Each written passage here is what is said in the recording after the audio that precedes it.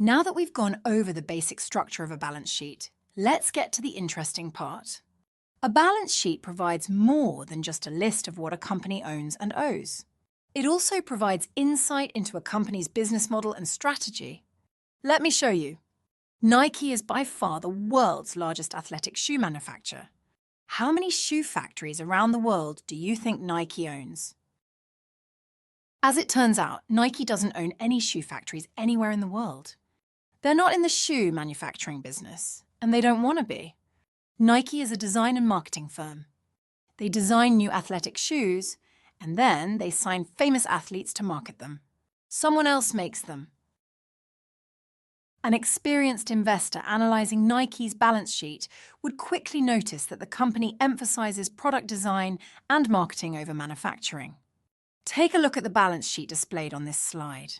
Notice any indicators of the company's focus on product design and marketing?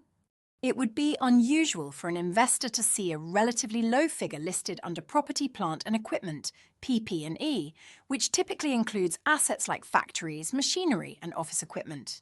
For a company like Nike, this category would encompass the company's shoe manufacturing facilities. As of August 31st, 2023, Nike reported its property, plant and equipment at $5.1 billion, as indicated by the red circle on the slide.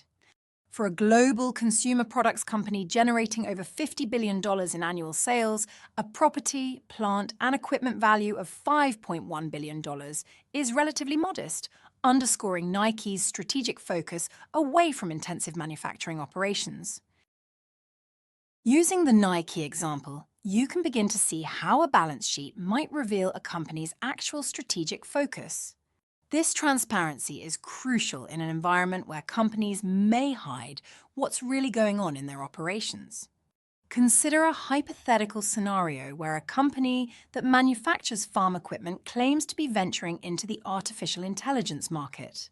However, if their balance sheet is still predominantly listing tractors and other farming machinery, it indicates that their core business hasn't shifted as claimed. This brings to light the potential for companies to misrepresent their business strategies. To illustrate this, let's examine a notable case from the late 1990s during the internet bubble, where similar misrepresentations were widespread. During the late 1990s, amid the dot-com bubble, investor enthusiasm for internet stocks soared, elevating the market to unprecedented heights. Internet startups from this era were celebrated like rock stars, attracting significant investment and driving their stock prices to steep increases. A notable example from this period is Amazon, which went public in 1997. The company rapidly established itself as one of the foremost online retailers. A glance at Amazon's balance sheet from that time would reveal a lack of physical storefronts, aligning with the typical brick-and-mortar business model, which confirmed their strategy focused on online retail. The essence of online retailing was the ability to expand without the traditional cost of opening new physical stores, a point clearly demonstrated by Amazon's growth strategy.